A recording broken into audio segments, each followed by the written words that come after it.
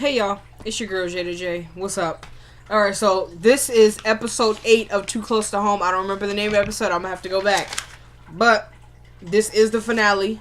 It was explosive. Of course, it did not end the way I wanted it to. Tyler gave us a cliffhanger. Surprise, surprise. It was true Tyler Perry fashion. So appreciated that. Okay. Now, let us get into it. Okay. We open up with Brody and Bonnie. You know, they were doing something. It was it. Okay, they did it. All right. So, in the midst of all that, there's a knock on the door. So, you know, they trying to fix themselves, get themselves together. It's Valerie, right? So, well, actually, it was Valerie, Dax, and Anna. So he goes to the door, opens it up, and she's like, "Hello, is Victor there?" And he goes, "Who's asking?" And Dax steps up. And he goes, "I'm his boyfriend." And he goes, "Yeah, you know, he's right upstairs. Go ahead." And so Valerie and Dax go flying up the stairs, you know, to go see Victor. Anna is still standing there. And so what is wrong, Vic? Brody is standing there, and they get into, it was a starstruck moment. They were both, oh my God, like, it's really you. That's how they were looking at each other. And Bonnie got that vibe as well. But wait a minute, but they don't know that she saw them doing the it. Oh yeah, she saw them. Oh yeah. She was right outside the window. Cause she was looking through, cause when they're knocking, nobody was coming to the door. So she goes through to see. There they go. Inappropriate as heck. Alright. So, they don't know that she's seen them. So she's being kind of awkward. It's still kind of starstruck, cause she's looking at him like, you know, that was my dude.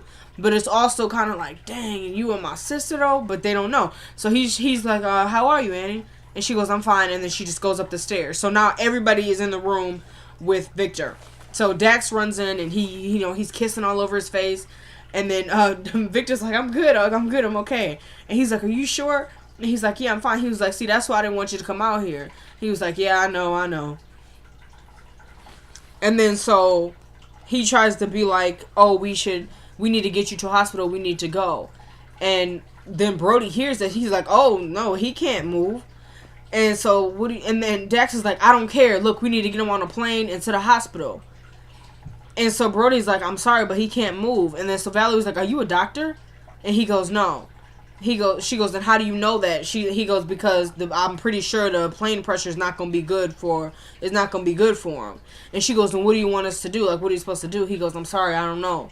And she goes, how do we know there's no internal bleeding? He was like, oh, well, the paramedics did come check him out, and they said he's fine. She said, the paramedics, and they didn't take him to the hospital?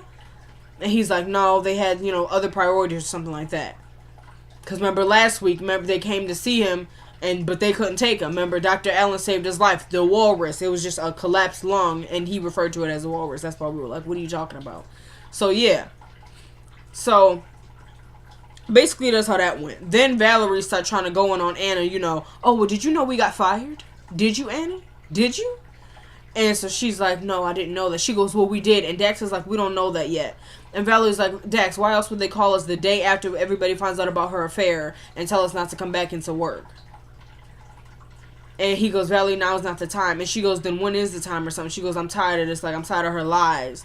And Victor goes, he's right. This is not the time. And she goes, you know what? I need some air. And she gets up out of there. All right. So then shortly after that, Dax goes, actually, can me and Victor have a minute alone? Everybody leaves out. Okay, so then we have Anna flying down the stairs, and she's, trying to catch her breath and everything. First of all, I just seen my sister with my ex-boyfriend, and then we have my friend upstairs, and this is kind of my fault. And I don't think it is, but she said it was. It was more like, okay, he wouldn't be here if it wasn't for you. So I guess that's where we are. But she goes, I told him, last week she was like, I told him not to go to that bar when they came looking for Annie. Sorry, you guys, I didn't review last week's episode. But yeah. So she gets down the stairs. Brody and Bonnie are down the stairs too. Bonnie tries to go give her a hug. And so she's like, not, like, it was, first of all, okay, my friend is up there, and I saw you with him, so I'm gonna hug you right now. So she goes, okay, it's alright, And then so Brody tries to go, can I get you anything? And she's like, no. He goes, are you sure? And Bonnie turns around and looks at him like, really? And she's like, see, you keep saying you're not still in love with her, but clearly you are. It wasn't that serious, Bonnie. It was really not. All he asked you, he was like, "You sure you want anything?" She was like, "No." He was like, "You sure?" And then Bonnie looked at him like, "Really?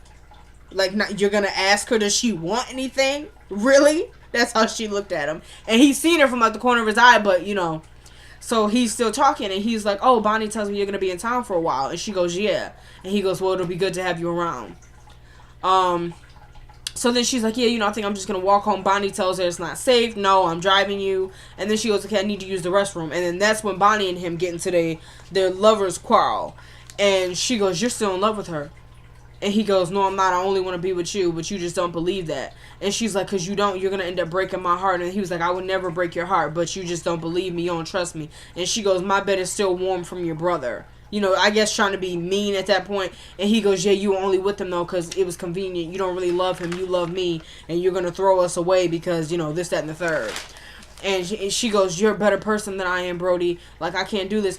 And he goes, "You don't want to be with me because I'm a good person. Like, does that make sense to you? Do you know how crazy that sounds?" And she's like, "Yeah, but I still gotta go." So then she about to leave. He's like, "Okay, then go."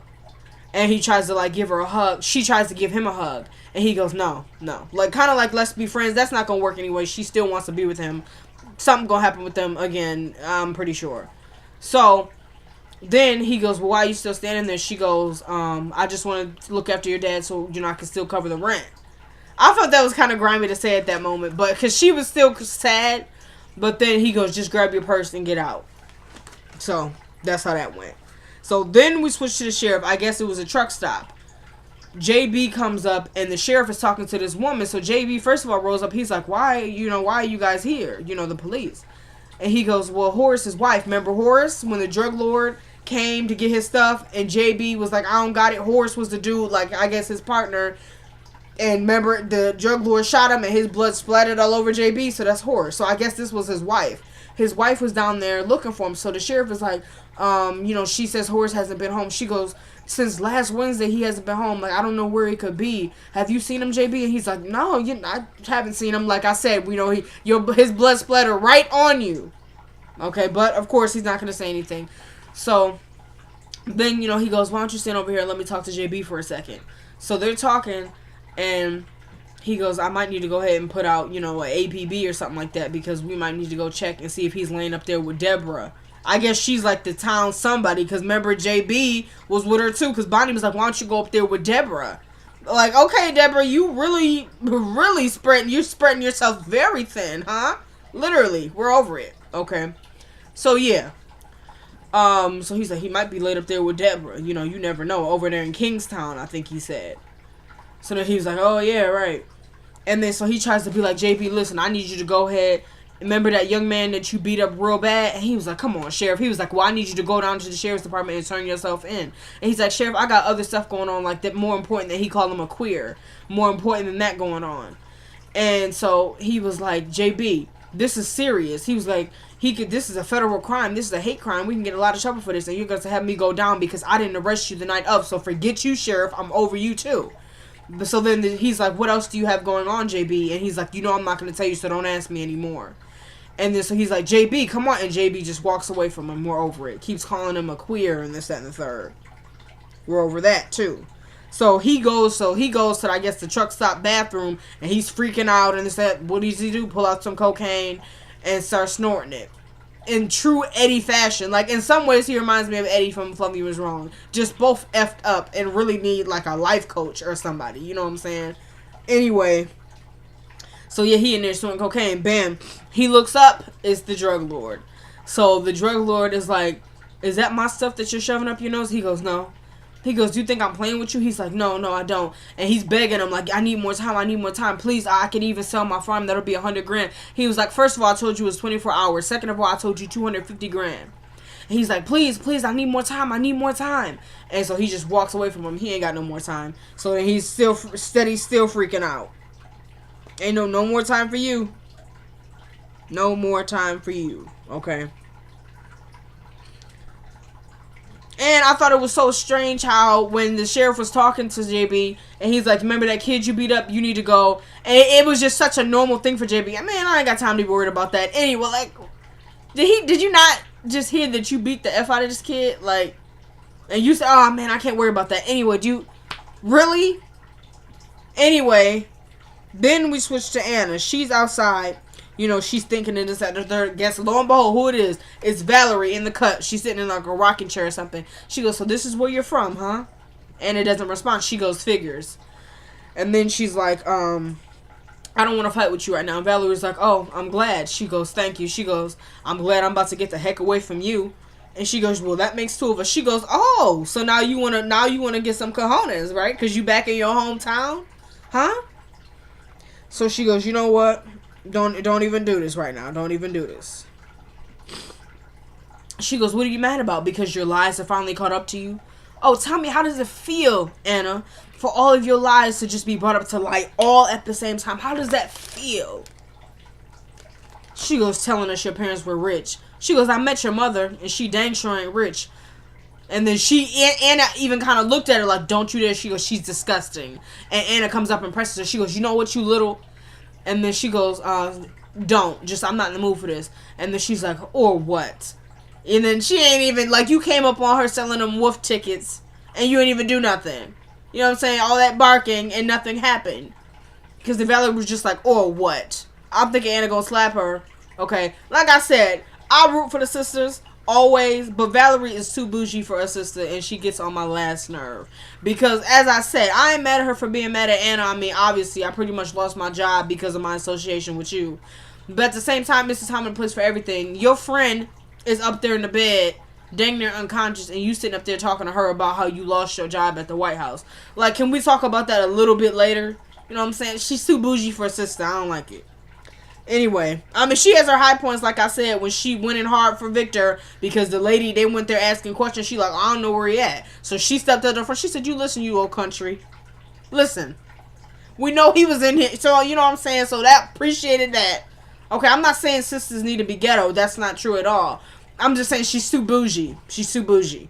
And even kind of fronting on Anna because of where she's from. You know, oh, you should be kind of saying you should be ashamed that you're from this place. You know. Anyway. So then Bonnie comes out. And she's like, come on, Annie. She's hearing all this.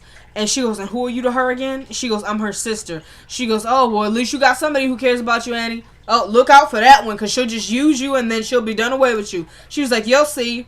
And then, so Bonnie's just ignoring her. I want to say, when they're talking, she goes, how could you do this? I was your friend. How could you be so selfish and betray me? You could have just told me where you was from and all the lies and this and the third. That's how it went, okay? So they off, and they get in the car, and then, so Annie's like, you know she's right, don't you? And she goes, she's not right. She goes, come on, name one person I love. She goes, well, me, I hope. She goes, yeah, well, of course. She goes, Rebel, Mama, Shelby. She goes, okay, let's reword this differently. Name one person I love that I didn't hurt. And she goes, Annie, sometimes we hurt the people we love the most. That's the most cliche line ever. I ain't mad at it, but it was like... So then she goes, yeah, but not every single one. Which, appreciate that, because, girl, not every single one. Come on now. Appreciated that. Appreciated it.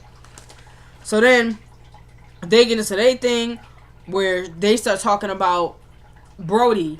And so she's like, oh, wow, like, did you see how Brody was looking at me? And Bonnie's like, what are you talking about? She was like, I still hurt him. You know, I could tell he's still hurt by what I did. She was like, you were right. He's not the same guy he was that I left here. You know, he's a lot different. And Bonnie's like, yeah, he's a man now. And she goes, yeah, I could see that. Kind of shade a little bit, like, I saw y'all, uh-huh. So then she goes, so you stay with his daddy? She goes, oh, yeah, because now it's like Brody thinking, just get the F up out of here, you know? So, but she's like, yeah. And she was like, would you like to do it? And Anna's like, no, you're the caretaker. I probably just screwed up. She goes, no, you wouldn't. She goes, no, I'm not going to do that, but I do need a job. I want to start helping out. She goes, all right, I'll get you a job at the diner. She goes, okay. Then she goes, why didn't you want me to walk home by myself? What are you talking about? There was danger and happy. And so she tells her that the drug lord is around, and JB is don't have his money, and now the drug lord is mad. Girl, he came up there and he choked me. And so Anna's like, and you ain't telling nobody? She goes, I talked to JB. I told him. She goes, you need to tell somebody besides JB. Come on. She was like, I'm gonna talk to JB and tell him. She goes, you promise? She goes, I promise. And then so they roll up out of there. All right. So now, and then she tells her, when she tells her about the drug lord, she goes, you can't tell anybody because nobody knows. All right. So then we switch to Brody. So Valerie, everybody is trying to talk to Brody, I swear. Because remember, Victor last week was doing that heavy flirting on Victor. I mean, on Brody. And now we have this. So they're sitting there just talking. He's like, you want some coffee? Yeah, they're sitting there. And she's talking about Anna. She goes, was Anna always like this? And he goes, like what? And she goes, manipulative, a liar. He goes, I don't know her to be like that. And she goes, selfish. And he doesn't answer, so she kind of changes the subject. And so he goes, so she's like, have you ever been to that trailer park of hers? And he goes, yeah, you can say that. And she goes, it's so sad and pathetic. But see, that's why I was like, really? Like, and he goes, thanks, we own it. And she's like, I'm sorry, but it is, and he goes, well, that's the best some folks can do. And she goes, well, I know that, but she goes, but just why lie about it? She goes, I was her friend. And he goes, some people just, they don't think they're worth, wait a minute, what did he say? He says some people don't think they're worthy of what's happening around them sometimes, so they just lie to make themselves feel adequate. And she was like, you don't talk like you're from around here. And he goes, hey, don't judge us all. Some of us are pretty sharp around here. Some of us even went to the university, trying to be. And so she starts laughing. And she goes, touche. And then she goes, you are a beautiful man. And so he's really modest. You could tell he kind of feels a little uncomfortable. I feel like that's the actor, though, too. But I don't know. Because all them pictures you be taking, shirtless, and I don't really think you modest. But, like, when people say, because I've seen interviews with Brock O'Hearn is his real name. He's modest because the interviews, even the ladies will say, like, you are a beautiful man. And he'll just, thank you, And they'll be like, oh, we love your hair. And he's just like, thanks. He's really shy, whatever. So, yeah, that's how he was when she was like, you're a beautiful man. And he was like, well, thank you. And then she was like, when I went into there, I said, did I die and go there? Is this Jesus? Am I in heaven? And he's like, I've already heard that once before. Because remember, Victor said that to him last week. And she goes, I'm serious. Like, have you ever tried modeling? And he's like, no. She goes, I could help you if you wanted to try it. And he's like, no. She goes, it couldn't hurt. And he's like, I don't think so. She's like, okay, well, if you ever think about it, I could definitely help you with that. Dax comes downstairs. Okay, how was Victor? Oh, he's good. And then they get into this thing. He asks about a hotel. He goes, you could stay here. He goes, but just to let you know, my father has dementia. He goes, really? But Victor just told me he saved his life. He goes, yeah. He goes, I guess it was a miracle. He's like, yeah, I guess so. So then he goes, I want to tell you, though, my dad is a good dude, but he's kind of strange. I try to watch him as much as possible, but just lock your doors. And then Valerie goes, wait a minute, lock our doors? Now I think we will be safer at a hotel. And Dax goes, yeah, but could we afford it? And she goes, no, you're right, we can't. He's like, you don't have to stay, Val. And she's like, I want to. So when they're talking, there's like a honk, right? So somebody's honking outside. So, or he hears somebody approaching the house. So, Brody gets up and goes to the door. And so as he walks out, she watches him walk out, is kind of checking him out. So she's talking to Dax. She goes, that man is fine. And then so Dax is like, leave that man alone. She goes, I think he wants me. He goes, he doesn't. I don't think he does either, Valerie. Get up out of here. You know what I'm saying? Stop that, sister. Stop that. All right. So then who is it? JB rolls up talking about, oh, I need some money. So immediately Brody ain't trying to hear it. He's like, you need to get up out of here. Just leave. He goes, are you forgetting that this is my mama's house? He goes, actually, this is my dad's house. He goes, yeah, but my mom left me half. He goes, oh, yeah, but I have the power of attorney, and my father's not dead yet, so guess you won't be getting anything. He goes, this house is worth $300,000, and I need about half of it. And he already lied. You need $250,000, so you need more than half of it, which only gonna leave him with $50,000. We're over you. So he goes, he's like, let's go to the bank right now. Like, he was really gonna go. Bye, JB. So he was like, no, you think I'm gonna let my daddy worked all those years making that money and I'm gonna just hand the house over to you just like that? Oh, that's not gonna happen. And then so he tells him, he goes, that guy you beat up, he's from DC. He's upstairs and laying in the bed right now. And it's that you beat up senseless? Oh yeah, he's from DC and this is a federal crime. He goes, that queer's up there? You need to get him up out of here. You need to get him up. This is my house. This is my house too. He's like, this is not your house. Like, kind of laughed at her like, which please, you know what I'm saying? So he's like, he was like, your brother's in trouble. And, trying to play that family card. Y'all ever seen that movie Waist Deep? And if Lucky, we found out Lucky was freaking dirtier than a mug and he was working with the game. And every time Tyrese would be like, no, I don't think so. He was like, we family, right? We family, right? This was that. Or the attempt of that. Because Birdie was not even feeling a little bit like, oh, well, you are my brother. No, he didn't give a gosh dang about that. He says your brother's in trouble. He goes, oh, You know, I know that's right. Because, like he said, he was like, that's a federal crime you did there. And he was like, get him out of my house. And he was like, this is the last time I'm going to tell you to get off this property and leave. And he freaking lights a cigarette. I'm like, is he about to threaten to burn the house down? No, he didn't. But he got this phone call coming in. He goes, she's where? And we found out later it was Shelby. But I knew it was her right there. And he goes, all right, I'm on my way. He goes, I'm going to get what's mine. And he leaves up out of there and drives away in that redneck truck. We're over you. Okay? Over it. So then we switch to the trailers. Now we see the kids that come up from school. It's Rebel and Mac. So Rebel sees Annie getting out the car. She's like, you're still here? And Mac goes, I told you she would be. And then so she's like, you know, all the kids are asking me if my mother is the HOE who slept with the president. And I say, yes. Yes, she is. And then Bonnie goes, get in the house. She goes, no, I don't have to get in the house. She was like, yes, you do. What you think you're doing talking to your mother like that? Get in the house. And she actually listened to her and she went. So they coming around the mountain. Bam, who is it?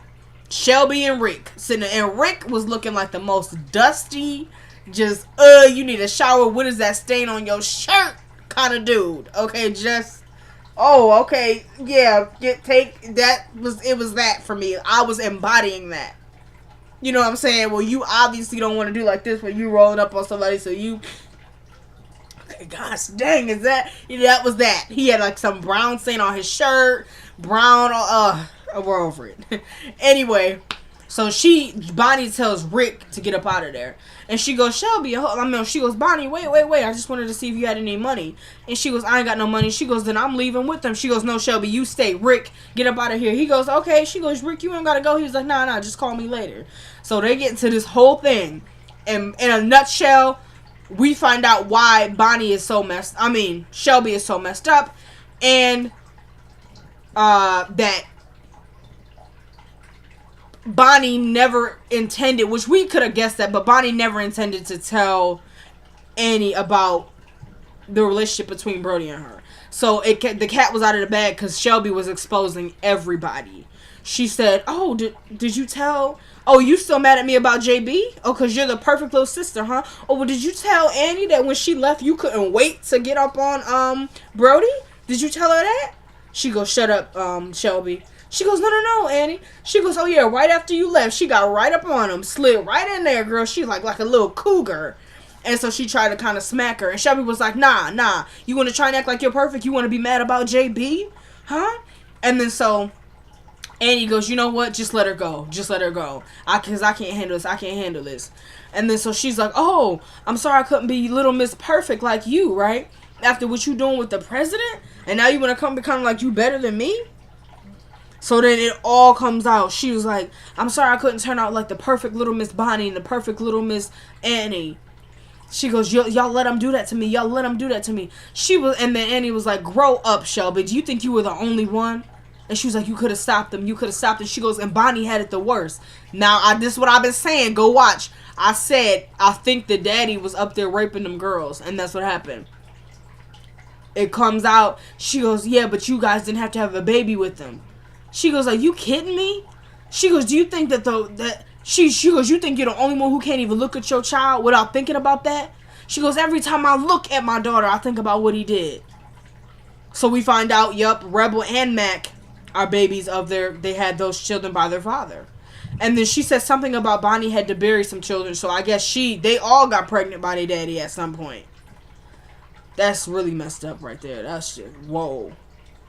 And she's like, I'm sorry that so then Annie just goes, you know what, because Bonnie starts crying. And because she made Bonnie feel like you should have protected me because you're the older sister, you should have protected me, so Bonnie's crying. And Annie's like, no, Bonnie, don't do that. She was like, you know what, Shelby, just go.